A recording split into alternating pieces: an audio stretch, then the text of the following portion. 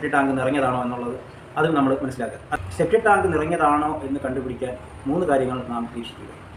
ഒന്ന്, അത്യാവശ്യം വലിപ്പമുള്ള ടാങ്ക് ആണെന്നുണ്ടെങ്കിൽ നമുക്ക് 5, 10, 15 വർഷം വരെ കപ്പാസിറ്റി ഉണ്ടാവും ടാങ്ക്. അപ്പോൾ ഈ കാലാവധി ആയിട്ടുണ്ടോ എന്ന് നിരീക്ഷിക്കുക. ക്ലീൻ ചെയ്തിട്ട് ഈ കാലാവധി ആയിട്ടുണ്ടോ എന്ന് നാം നിരീക്ഷിക്കുക. രണ്ടാമതായിട്ട് നാം വീട്ടിലുള്ള മറ്റ് ക്ലോസറ്റുകൾ നിരീക്ഷിക്കുക. മറ്റ് എല്ലാ ക്ലോസറ്റുകളും ഇതേ അവസ്ഥയാണ് എന്നുണ്ടെങ്കിൽ തീർച്ചയായിട്ടും അത് സെപ്റ്റിക് ടാങ്ക് നിറഞ്ഞതാകാൻ തന്നെ ആയിരിക്കും സാധ്യത. മൂന്നാമത്, ഒരു പ്രത്യേകതരം സ്മെല്ലായിരിക്കും ഉണ്ടാകുന്നത്. ഇത് കുറച്ച് അധികം സ്മെല്ല് സെപ്റ്റിക് ടാങ്ക് നിറഞ്ഞു കഴിഞ്ഞാൽ ഉണ്ടാകും. അത് ഈ ബ്ലോക്ക് ആകുന്നതിന് മുമ്പ് തന്നെ, ഈ വെള്ളം ഇങ്ങനെ പൊന്തി വരുന്നതിന് മുമ്പ് ചെറിയ രീതിയിലുള്ള സ്മെല്ല് സെപ്റ്റിക് ടാങ്ക് നിറയാൻ ഉള്ള സാധ്യത കാണിക്കുന്ന ഒരു സിഗ്നൽ കൂടിയാണ്.